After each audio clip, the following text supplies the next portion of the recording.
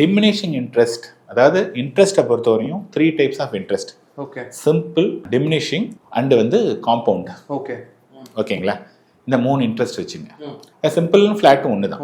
Okay. இப்போ simple interest அப்படின்னதா இருந்ததுன்னா, இப்போ நான் வந்து பேங்க்கில் ஒரு 10 லட்ச ரூபா போட்டிருக்கேன். பேங்க் வந்து 7% இன்ட்ரெஸ்ட் தராங்க. அப்போ எனக்கு எவ்வளோ கிடைக்கும்? 70,000 ரூபா கிடைக்கும். வருஷம் அவங்க 70,000 கொடுத்துட்ருப்பாங்க. This is simple interest. இப்போ நான் வந்து டிமினிஷிங்கை பற்றி நான் உங்களுக்கு எக்ஸ்பிளைன் பண்ணிட்டேன். அது குறைஞ்சிட்ருக்கும். காம்பவுண்ட் இன்ட்ரெஸ்ட் வந்து என்னென்னா 10 லட்சத்துக்கு இப்போ என்ன அது 70,000 ரூபா கொடுத்துருக்காங்க. நெக்ஸ்ட் இயர் அதை நம்ம எடுக்கலை அப்படின்னா 10,70,000க்கு 7%. அடுத்து 11,40,000 சில்லறைக்கு 7%.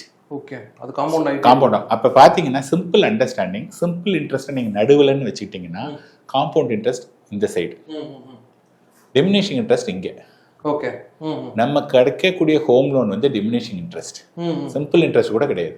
அப்படிங்கும்போது அதனால தான் நான் என்ன சொல்கிறேன், டிமினிஷிங் சேம் இன்ட்ரெஸ்ட் ரேட் அதே 9% இருந்தால் diminishing interest 9%, compound interest 9% huge difference.